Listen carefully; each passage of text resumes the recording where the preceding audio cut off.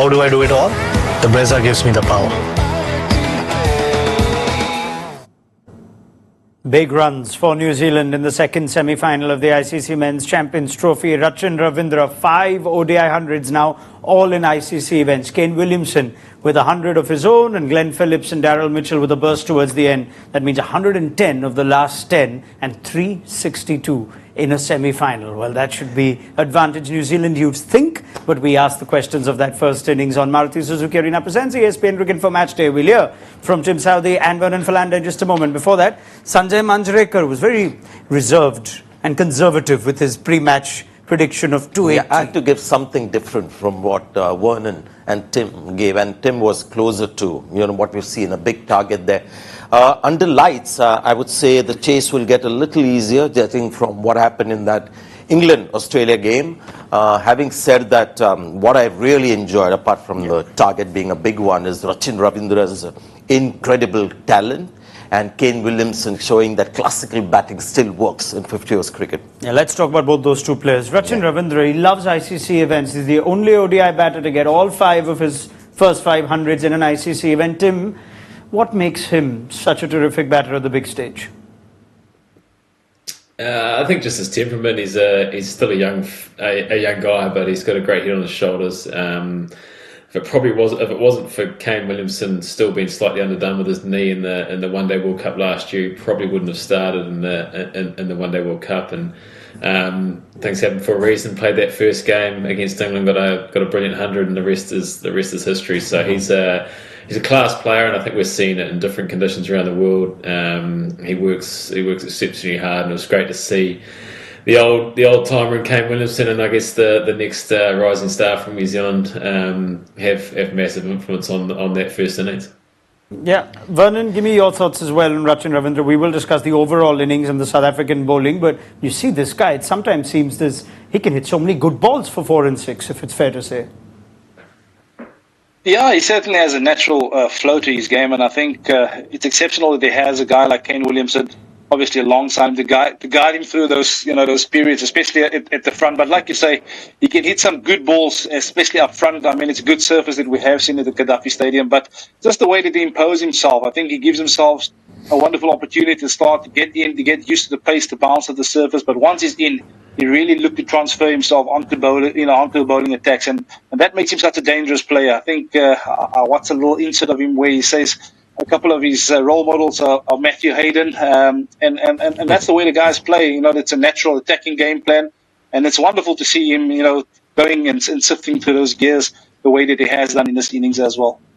Interesting technique as well, and I watched it very closely. He doesn't move his feet too much. He has a nice foundation, and when you don't move your feet too much, or there's not too much of body movement, the bat has great access towards the ball. Nothing comes in the way. He has a very straight backlip bat swing, but it's amazing despite that very straight bat, he's able to play shots on the leg side. The people who play on the leg side have a slightly angular backlift as well, plus shots through the cover. So great hands, and the footwork ideal for white ball cricket. Yeah, I mean, extend on that, Tim, since you know Rachin Ravindra through his early days, and whether he's actually someone who's perhaps the most gifted player that you've seen coming into the New Zealand side. He's crossing records and breaking records of guys who've played 15, 20 years for New Zealand. Oh, there's no doubt he's gifted, but he works exceptionally hard. He's hit a lot of balls from a young age. He's grooved a lot of shots, and I think you see that. He's got a number of different shots. He's beautiful to watch. He's easy on the eye. But I think there's an incredible talent there, but there's also a great work ethic. He's constantly wanting to learn. He's talking to guys like Kane. He talks a lot. He listens a lot, and he's always looking to learn. For a young guy, he's got a very level head on his shoulders, and he knows, and he's learnt the cricket game well beyond his years, and I think we're seeing that. He's still reasonably new into international cricket if you look at the games played, but if you watch him bat, you'd think he's been playing international cricket for such a long time. Yeah, finally it comes down to how many balls you've played, isn't it? As simple as that. We can rave about natural gifts and talent. Tendulkar made his debut at the age of 16, but he had hit as many balls as a 25-year-old would. So cricket-wise, cricketing age was 25. You get that impression with Rachin, who has Sachin's second half of his name as well. So very impressive. The other thing that I liked about him, Ronak, was that when he was stepping down the pitch to hit, say, a Keshav Maharaj, and when he wasn't reaching the pitch, he was happy to just dab the ball around. And the moment he was at the pitch of the ball and the ball was in the slot, he went for the big shot. So he's somebody who wants to play attackingly, but there's no rash hitting or blind hitting. So there were at least 3 or 4 times he went down the pitch, wasn't to the pitch of the ball, Keshav Maharaj adjusted the leg, bailed out. Yeah, impressive. And I think, I don't remember if that was fiction or not, but his father said, I used to like Rahul and Sachin, so it was That's Rachin. why I think we should call him Rachin, because it's Rahul and Sachin. So Rachin more than Rachin. Very good. Okay, interesting. I've seen a lot of his interviews. There's a cheeky side to him as well, which, is, if I can say, Tim, maybe you can correct me, it's not very New Zealand-like. There's an attitude which is good to see. You almost think he's a different generation from you. I think he was 9 when you started playing for New Zealand, and yet he plays with great maturity. But just tell me a little more about what he's like as a character. Yeah, he's a great kid. He's like I said, he's a very level person. He works exceptionally hard, but he enjoys a good time. He's a great guy to be around. I thoroughly enjoyed his company. The guys really enjoy his company. He does have a very cheeky side to him. Enjoys a laugh, but has a good time away from the game. But I think we've seen with this, the way he plays, he works exceptionally hard. But like a lot of the Kiwi guys, we spend a lot of time together. So it's about enjoying that time. And we see a different side to most of those guys than what most people do, because we live out of each other's pocket for so long. But yeah, he's just an all-rounded person and a phenomenal talent that I'm sure we're going to see at the international level for such a long time to come. We know how you rate his batting. How do you rate his hairstyle, though, Tim? Yeah, he enjoys the longer hair. He's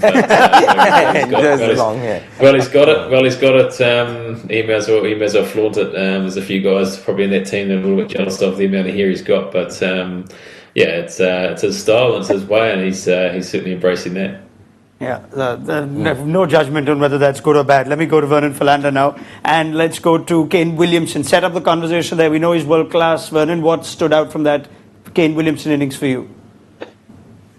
Yeah, I think he's a real master at his craft. I think just the way he goes about his business, he got himself in, and I think he brought a real intensity, to his game. I think once he understood that they had to get in excess of 300, so he really ran hard between the wickets, and that's the way he gets himself going. We know he's got a touch game, he's got a finesse game to maneuver the field the way that he wants. But I think South Africa will go away and just say, they haven't bowled particularly great at him, because they know he's so strong square of the wicket. And if you just assess how South Africa's gone at him, he's really capitalized on any scoring opportunity square of the wicket.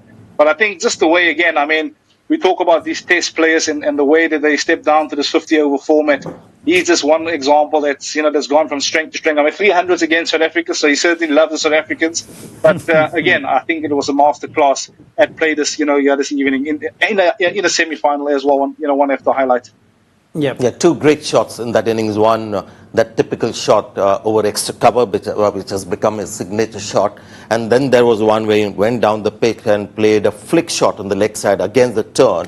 And I think that went for a 6 when he had just timed it. So a couple of shots to take home. Yeah, more evidence of what we discussed yesterday. We've seen Steve Smith, Virat Kohli, Joe Root earlier.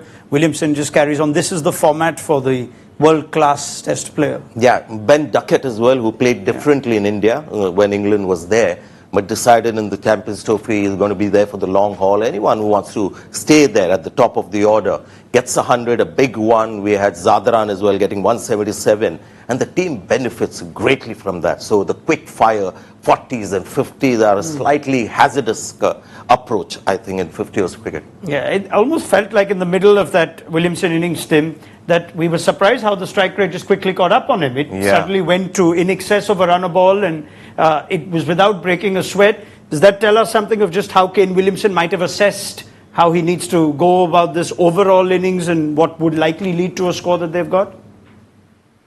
Yeah, I think that's probably the cricket awareness in him coming out. He spent some time in the middle. He knew that the wicket was a great wicket.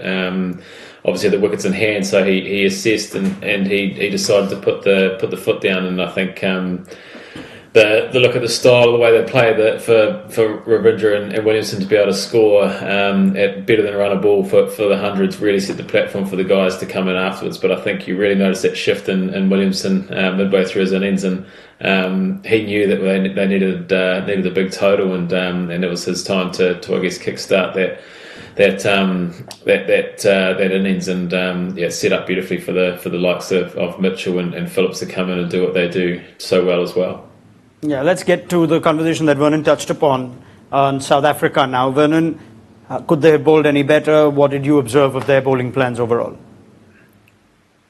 Yeah, I just think at the start they perhaps, trying to find their way into the innings, and it's a very dangerous surface to try and find your way into the innings. I think as a batter, if you get in, it's so difficult to contain batter. So you want to start well. So perhaps a little bit disappointing from, the way they started with that new ball. But then I think that, in that middle period, they managed to pull it back. They picked up 2 wickets in that middle phase. But again, once you're going to allow players of the caliber of Williamson to get in, you're going to get hurt. And again, I think the same will apply for New Zealand with ball in hand. It's the power play. It's that new ball that's key. You need to take wickets to really push teams back against the curb. Because if you're going to allow batters of the quality that we see on both these teams, I think those guys are going to get in and they're really going to capitalize. I mean, 362, it's a massive score. But I do feel if South Africa gets 1 or 2 batters in, it's going to be a similar story. I think there's runs on offer. And, I don't think it's over yet. Yeah, Daryl Mitchell, Glenn Phillips are guys, very important players at that position. Hard hand, they hit through the line, powerful strikers. Sorry, be in the bonnet for me with Tabriz Shamsi. Would he have held on a pitch which had some turn for Keshav Maharaj, slow enough for a wrist spinner to get something out of it? Yeah, absolutely. But you certainly ask yourself, who would you replace? I think the only guy that he could have perhaps replaced was perhaps Vian Mulder. But you do feel that there was a bit of purchase. And I'm a massive fan of mystery spin in this format. I think it brings a different element to the game. It also, batters can't just line them up. So perhaps a key player missed for South Africa. But hey, I mean, that's water under the bridge at the moment. They've got 363, which they need to chase down. And you certainly feel that they need to get a couple of batters in on that surface and take a leaflet out of the book of Kane Williamson. I think it's still important to create that platform, for guys like your Klaasens, your Mulders, and your Miller at the back end to come and finish. But again, they need to start well with the bat. Yeah, I'm reminded of Viv Richards, Vernon, when we were working with him. He was an expert on one series that we played, and every time we asked him, about what was the reason for that score or something, he was just focused on, okay, West Indies have got 350, we've just got to go and get it. I mean, that is how he thought, whatever the score, whatever happened in the past. Okay, 400, we've got to go there and we've got to believe that we can get it. And that is how the king thought about, cricket and basically about targets as well. There's the epic 434 game as well, where I think Jack Cullis said, I think they're 20 short, or they've left 15, 20 behind over there. So, let's just go a little more into bowling plans, though. When it's hard for fast bowlers, Vernon, you can set this up. Tim, you can add to this as well. Lots of pace-off deliveries. Initially, it looked like they were the ones that were causing Williamson and Rachin Ravindra a little bit of trouble. After a point, it stopped seeming like it was working. Did they bowl it as well as they could have? What's the key to bowling effective pace-off deliveries, which I know a lot of fast bowlers resort to in these conditions? Vernon? Yeah, I do feel that the off-cutter seems to be the one that was effective on that surface, but it's also the length that you're operating at. I think from time to time, South African bowlers perhaps, let the ego come out the pocket and then pace on again, and then they find themselves under pressure when you disappear for a boundary. So it certainly feels like a surface as a seamer. Sometimes you have to put the ego aside and bowl, and obviously create what's going to make you effective. And I mean, if you have to bowl 6 slow balls, then that's what you have to go with. But I still feel up front with that new ball, there was a bit of swing available. You have to utilize it. That ball's only going to swing for the first 3-4 overs. Well, I mean, obviously either side. So you've got 6 overs of swing. You have to capitalize on that bit of swing available to you, because we both saw it, or we all saw it. Once batters are in, you ain't going to stop them. So, the first 6 overs, guys, is going to be key. And again, like I said, it's the slow ball into the service that proved to be a little bit more effective. Tim, if you'd like to carry that on, and perhaps what you would have done differently or would have liked to see the bowlers do differently. Oh, it's so much easier, obviously, after the fact, to be able to sit here and look back. But I think Vern touched on it. There's bowlers nowadays have a number of different slow balls, but the ones that looked more effective were the ones that were your off cutters sort of into the surface slightly more than the ones that sort of, I guess, roll across the surface and don't have as much deviation when you're obviously not putting it so hard into the surface. So it's a fine line between mixing it up and not becoming predictable. So I think I guess for the New Zealand guys, it's about using that initial swing early on and the new ball to try and get a couple of wickets and then try and be smart. And I think that's one of the strengths of this New Zealand side is I think we saw it with the bat the smartness around they went around setting that total and I'd like to see the smartness from the bowlers as well when you go out there and adapt to conditions. And we know it's a dangerous batting lineup for South Africa, but you got the benefit of 50 overs of watching what was effective from the South African bowlers and what was, I guess, less effective.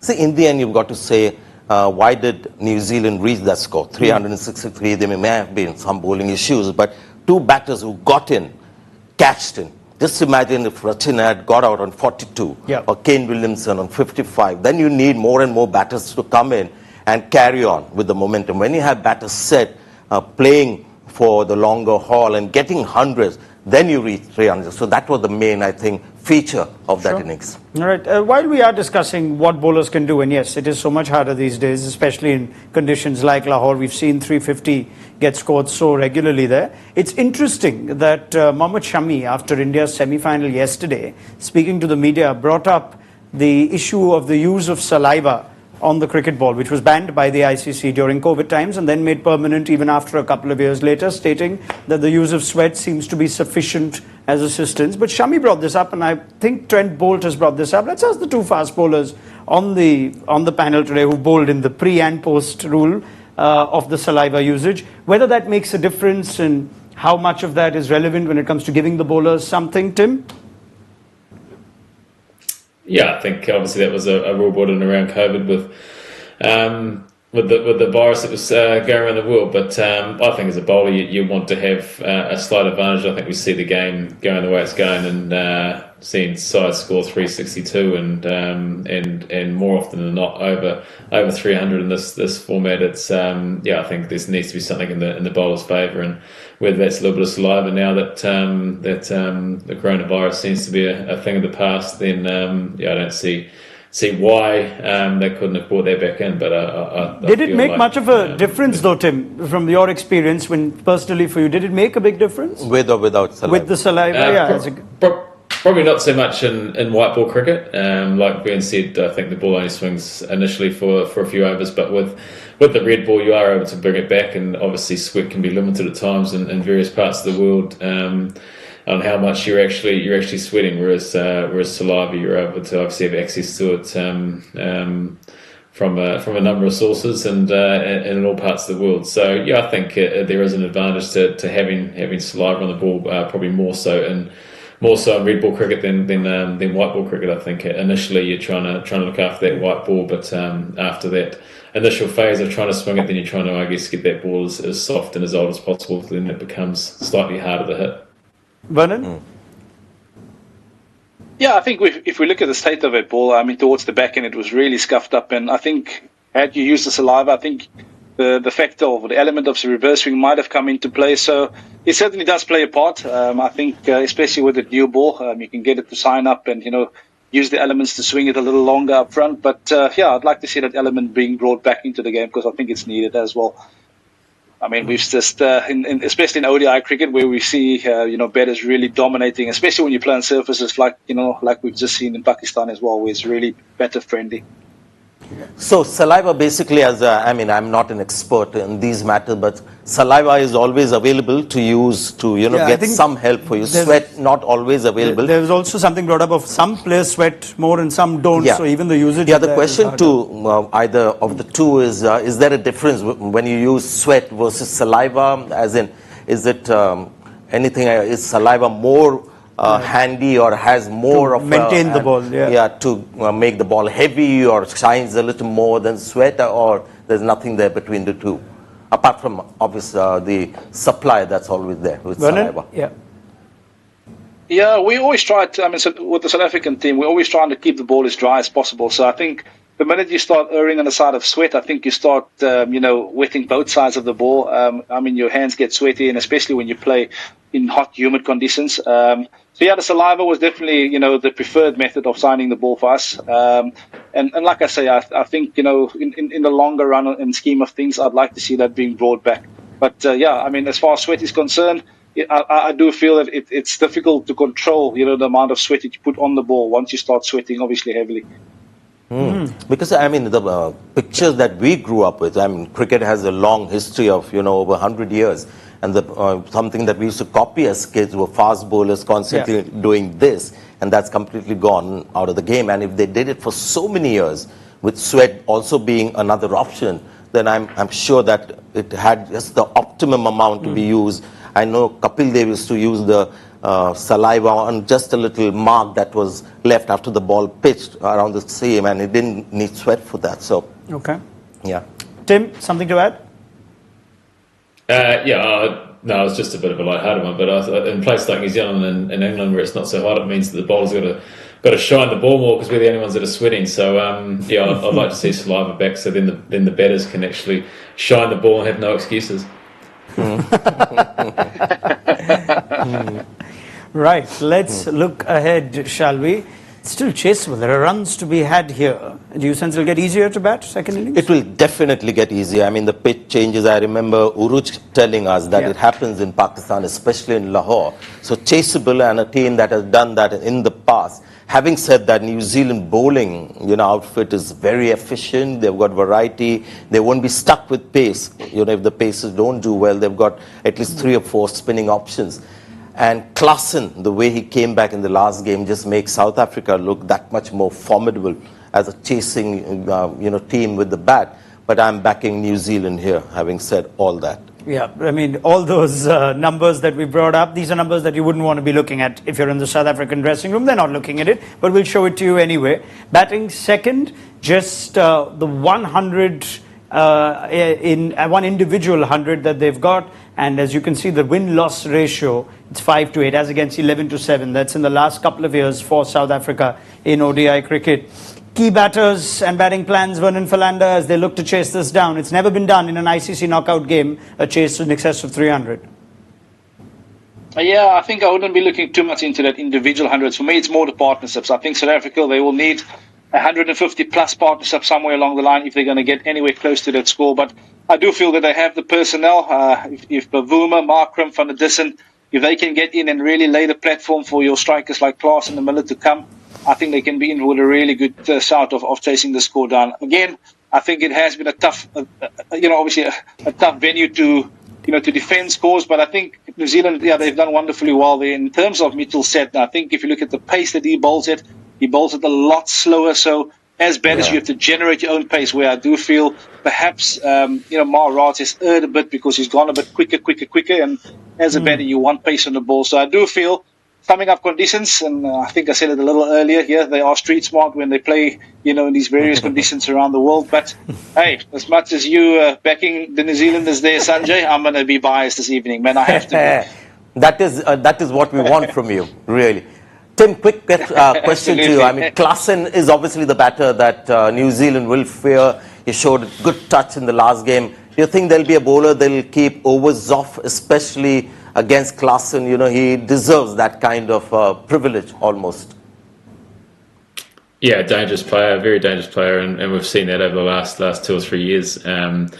It's a dangerous batting lineup. You look at Rickleton, Markram, and then you got Klaasen, Van der Dussen, Miller, even your Janssens and Mulders. It's a side that's more than capable of going big in this innings. But I think for New Zealand, it's about taking those early wickets. I think a couple of matchups maybe for Klaasen's, I think Satner, the way he changes his pace and is able to use his variations. I know Klaasen's an extremely good player of spin, but I like Satner against guys going to trying to take him on, and also I like Will O'Rourke. He's got a bit of extra pace and bounce, and so those would be 2 guys that I'd like to see match up against Klaasen's as soon as he comes out to bat.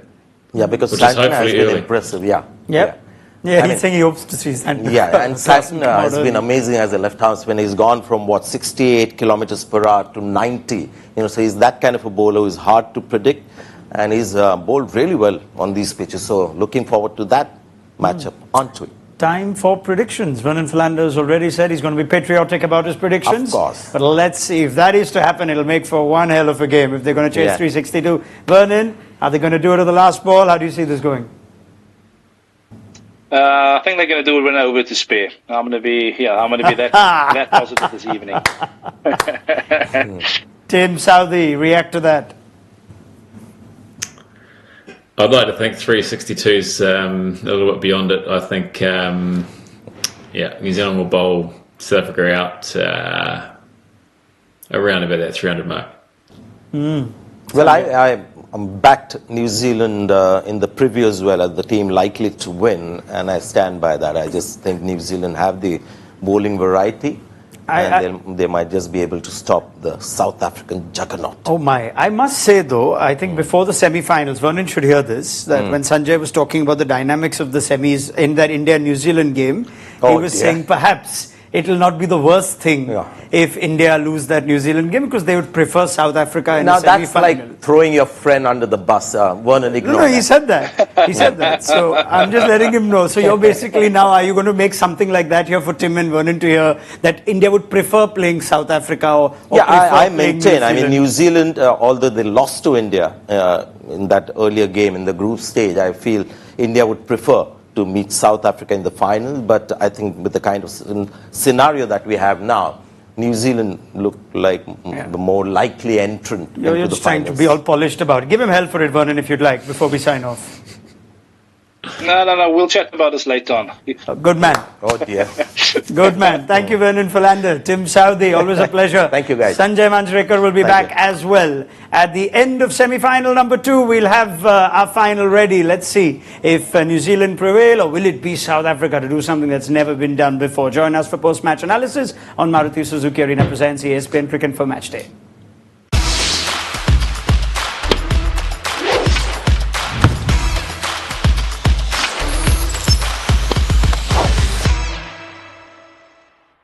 How do I do it all? The Brezza gives me the power.